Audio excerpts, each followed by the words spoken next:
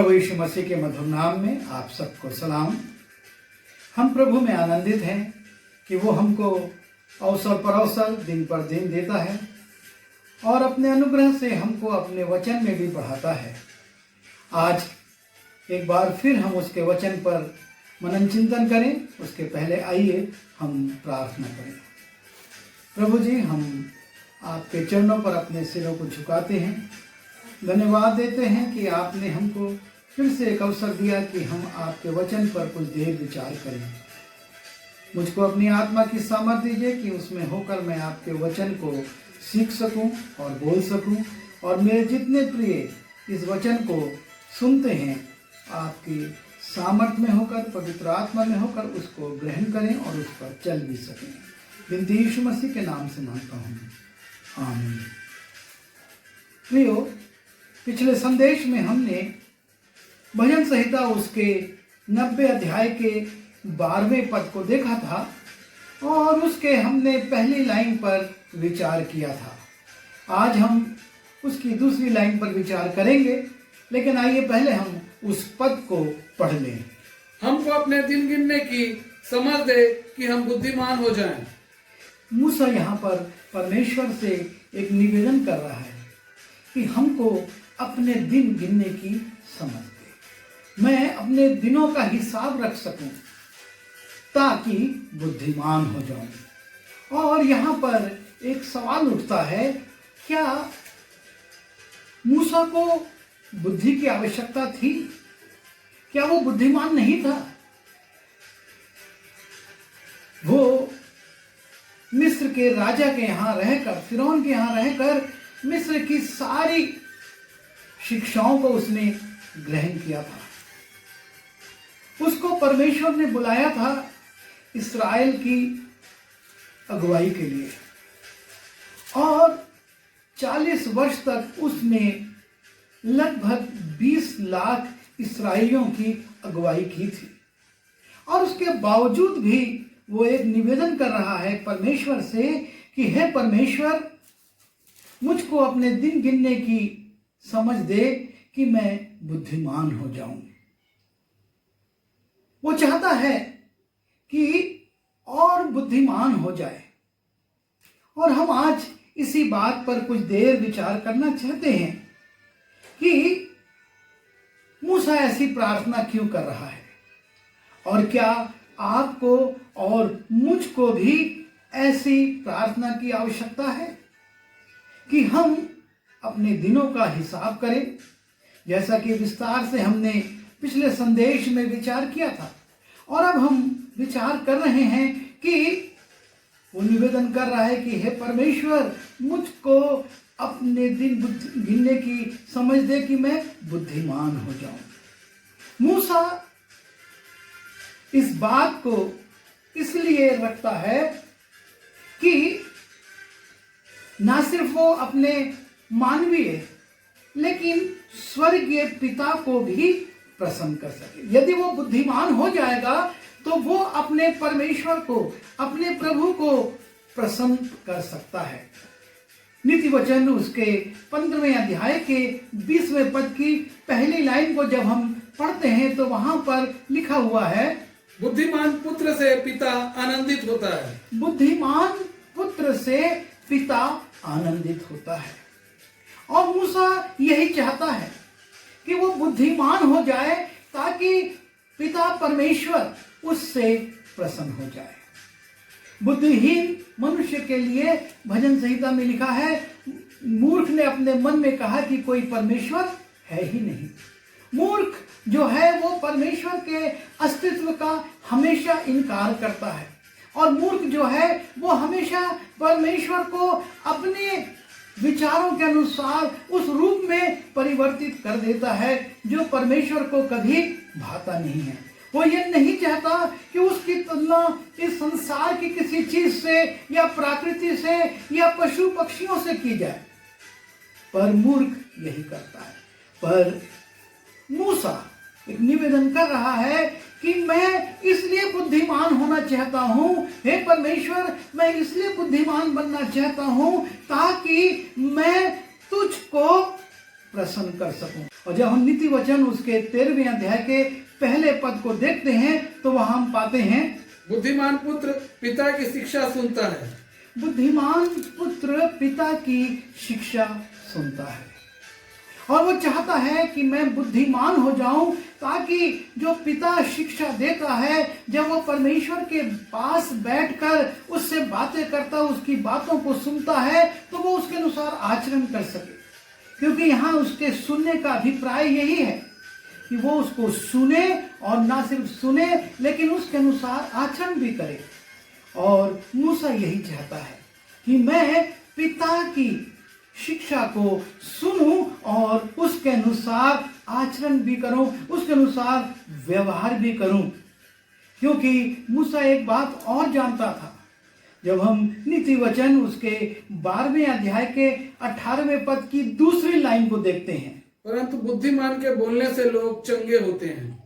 बुद्धिमान के बोलने से, साधारण व्यक्ति के नहीं बोलने से, बुद्धिमान के बोलने से लोग चंगे होते हैं। और मूसा ये चाहता था कि वो बुद्धिमान हो जाए और इतना बुद्धिमान हो जाए कि उसके बोलने से एक चंगाई की आशीष भी प्रकट हो सके। हर व्यक्ति जो इस संसार में है उसके लिए आवश्यक है कि वो बुद्धिमान बने, ताकि ना सिर्फ वो अपने पिता को प्रसन्न कर सके, ना सिर्फ उसकी शिक्षा को सुने, लेकिन उसके बोलने से लोग चंगे हों। सिर्फ शारीरिक चंगाई की बात नहीं है, लेकिन ये वो चंगाई है जिसको कि हम कह सकते हैं कि जब अच्छा व्यक्ति बोलता है तो दूसरे को शांति मिलती है, उसको ढांढस बनता है। हमारे बोलने से हमारे लोगों को जीवन में खुशी मिलना चाहिए, हमारे बोलने से लोगों को तसल्ली मिलना चाहिए। ये बुद्धिमान के वचन है। जब वो बोलता है तो निराश व्यक्ति के भी मन में एक आशा आ जाती है। उदास व्यक्ति भी जो हताश हो गया है वो उत्साहित हो जाता है। यह है बुद्धिमान के बोलने से लोग चंगे होते हैं। सिर्फ ये नहीं कि उनको बुखार था और वो बुखार उतर गया, ये इसका शाब्दिक अभिप्राय होगा, लेकिन इसका जो आत्मिक अभिप्राय है और वो ये है कि आप और मैं जब लोगों से बातचीत करें, लोगों से मिले जुले, तो हमारे बोलने से ही उनको तसल्ली मिले, उनको खुशी मिले और वो अपने जीवन में एक आनंद को महसूस करें। जब हम नीति वचन उसके 14वें अध्याय के 16वें पद को देखते हैं, बुद्धिमान डर कर बुराई से हटता है, परंतु मूर्ख ढीठ होकर निडर रहता है। बुद्धिमान बुराई से डर कर हट जाता है, लेकिन मूर्ख ढिठाई करता है। हमारे हृदयों में, और मूसा स्वयं ये चाहता था कि उसके हृदय में बुराई के प्रति एक चेतना हो और वो उसको ना करे, वो बुराई के मार्ग से हट जाए। वो बुराई से डरता है, लेकिन मूर्ख लोग बढ़कर बुराई को ग्रहण कर लेते हैं और हानि भी उठाते हैं। तो हमको ये आवश्यक है कि हम अपने जीवन में इस बात का विचार करें कि बुराई से यदि मुझको हटना है, उससे बचना है, तो मुझको बुद्धिमान होना होगा, मुझको परमेश्वर से बुद्धि प्राप्त करनी होगी, ताकि हम जब ये बुराई की बातें आए, क्योंकि जब हम भजन संहिता उसके पहले अध्याय में जाते हैं, वहां पर धन्य पुरुष का उल्लेख है जो ना दुष्टों के मार्ग में खड़ा होता, ना उनकी मंडली में बैठता और ना उनके साथ चलता है, क्योंकि वो बुराई से अपने आप को हटा लेना चाहता है। और हम जो इस संसार में हैं, हम इतने बुद्धिमान हो जाएं कि बुराई और भलाई में फर्क को कर सकें और बुराई से हट सकें। और एक खासियत होती है बुद्धिमान के व्यक्ति के अंदर, जब हम नीति वचन उसके 29वें अध्याय के 8वें पद की दूसरी लाइन को देखते हैं, परंतु बुद्धिमान लोग क्रोध को ठंडा करते हैं।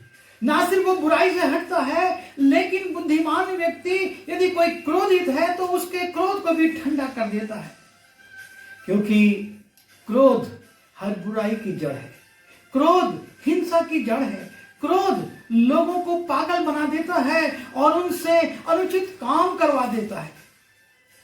लेकिन जो बुद्धिमान है वो दूसरे के क्रोध को भी ठंडा कर देता है। वो इस रीति से उससे बातचीत करता है, इस रीति से उससे मिलता है कि उस व्यक्ति का जिसका इतना क्रोध भड़का हुआ था वो ठंडा हो जाता है। हम जब इसी नीति वचन उसके 29वें अध्याय के 11वें पद के दूसरी लाइन को देखते हैं, परंतु बुद्धिमान अपने मन को रोकता और शांत कर देता है। वो ना सिर्फ बुराई से बचता है, ना सिर्फ लोगों के क्रोध को शांत करता है, लेकिन वो स्वयं भी अपने मन को रोकता है और उसे शांत कर देता है। जब हम नीति वचन में ही पढ़ते हैं तो देखते हैं लिखा है शांत मन तन का जीवन है, परंतु मन के जलने से हड्डियां सूख जाती हैं। शांत मन यदि है हमारे पास तो वो हमारे जीवन के लिए बड़ी आशीष का और आनंद का कारण है। लेकिन यहां पर लिखा हुआ है कि जो बुद्धिमान है वो अपने मन को शांत करता है, अर्थात जो बुद्धिमान नहीं है उसका मन शांत नहीं, अशांत रहता है। उसमें नाना प्रकार की परेशानियां और चिंताएं भरी रहती हैं, वो अशांत नहीं हो पाता है, अशांति से वो भरा रहता है। लेकिन बुद्धिमान का मन ना सिर्फ वो अपने मन को रोकता है, लेकिन उसको हर सांसारिक बात से, हर सांसारिक चीज से, हर सांसारिक व्यवहार से शांत करता है। और इसलिए आवश्यक है कि हम बुद्धिमान हो ताकि अपने मन को शांत कर सकें। जब हम नीति वचन उसके 10वें अध्याय के 8वें पद को देखते हैं, बुद्धिमान को डांट तो वह तुझसे प्रेम रखेगा। बुद्धिमान को डांट, जब बुद्धिमान को डांटा जाता लिखा है वो उससे द्वेष नहीं लेकिन प्रेम करता है, क्योंकि वो समझता है कि ये व्यक्ति मुझसे प्रेम करता है, मेरे सुधार के लिए, मेरे भले के लिए इस बात को कह रहा है। नीति वचन में ही लिखा है खुली डांट गुप्त प्रेम से अच्छी है।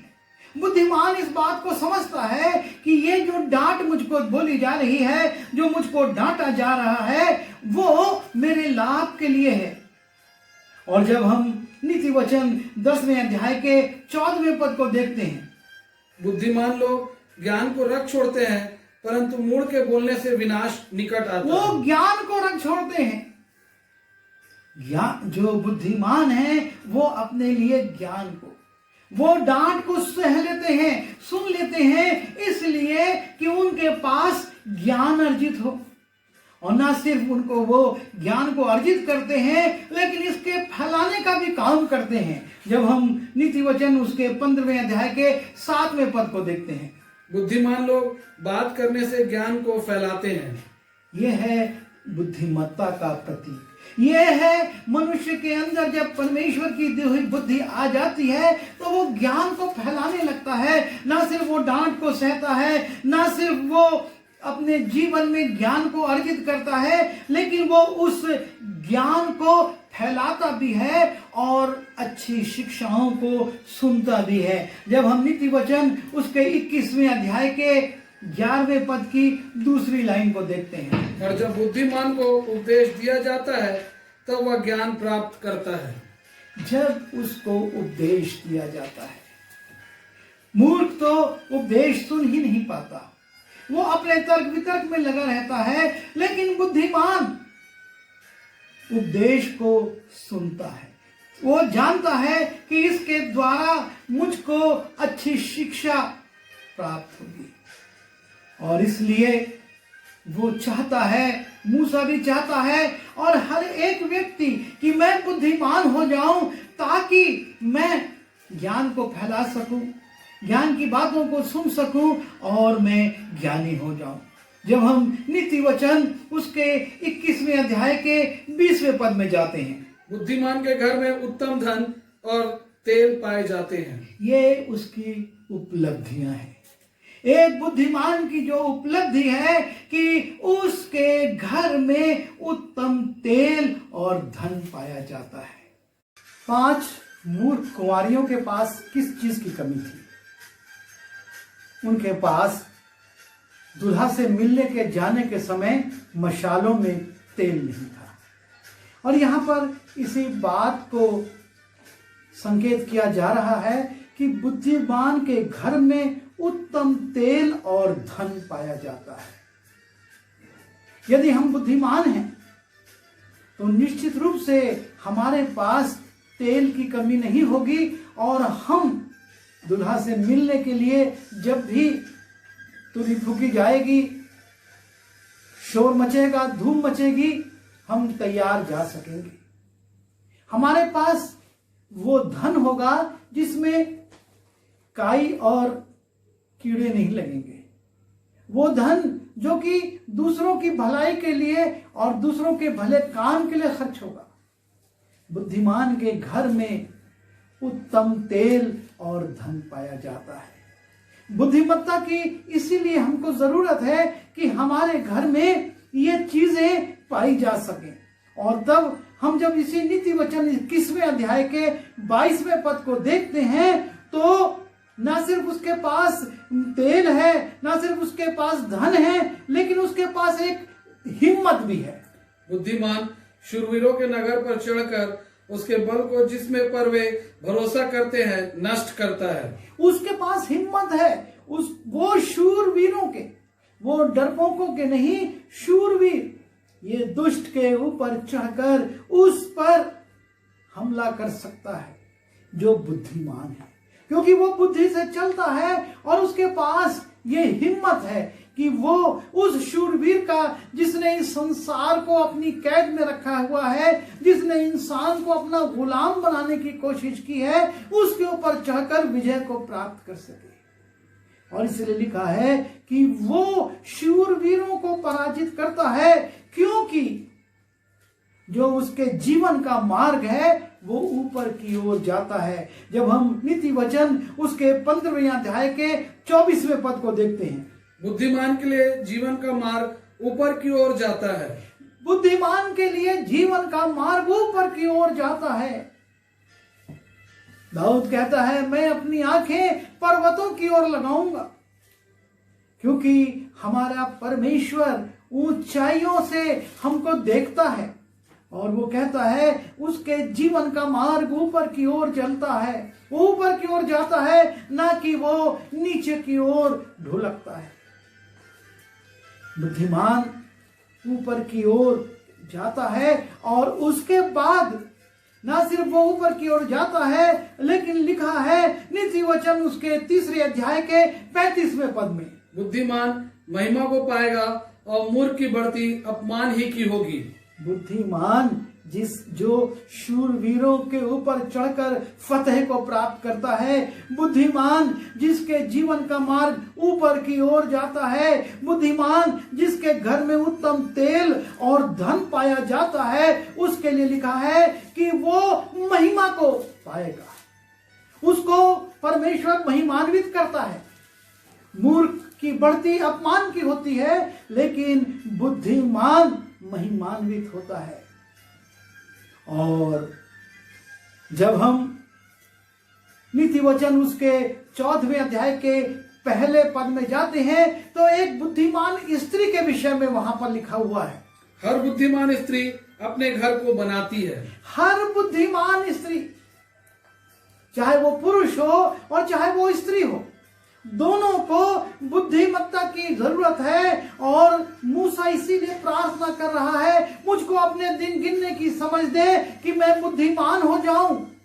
और जब वो बुद्धिमान हो जाएगा तो वो घर को जो बनाएगा वो घर आनंद का स्थान होगा। ये सिर्फ घर एक सांसारिक बात को नहीं, लेकिन जब हम मत्ती रचित सुसमाचार उसके 7वें अध्याय के 24वें पद से आगे 27वें पद की ओर जाते हैं तो हम पाते हैं कि बुद्धिमान के लिए लिखा है कि वो किस जगह पर अपना घर बनाता है।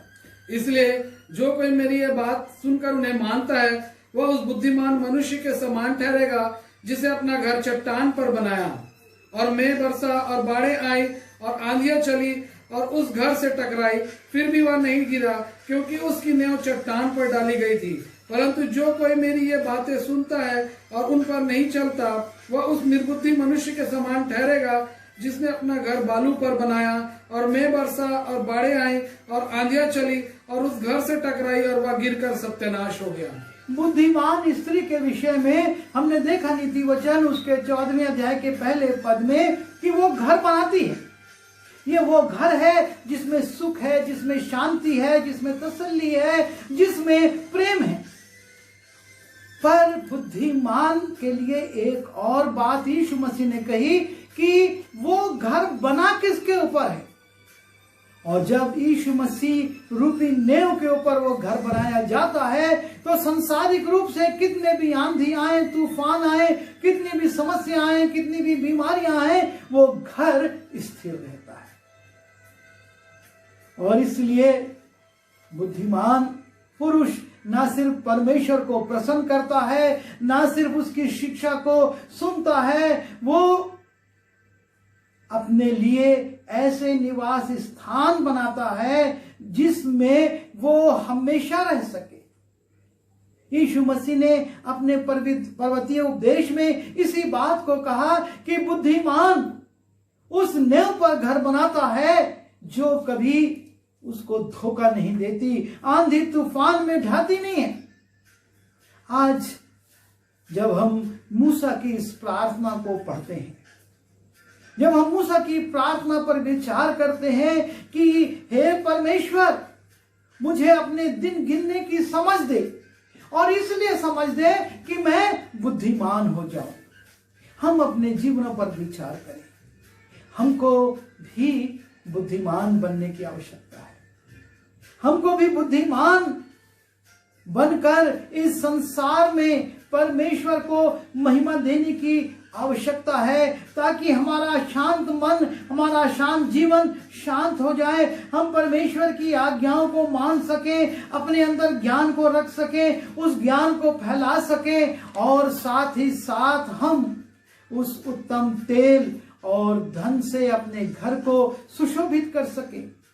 हम शूरवीरों के ऊपर आक्रमण कर सके, हमारे जीवन का मार्ग ऊपर की ओर जाए और हम महिमान्वित हो सके, क्योंकि जितने ऊपर जाएंगे उन्हीं को परमेश्वर महिमा देगा।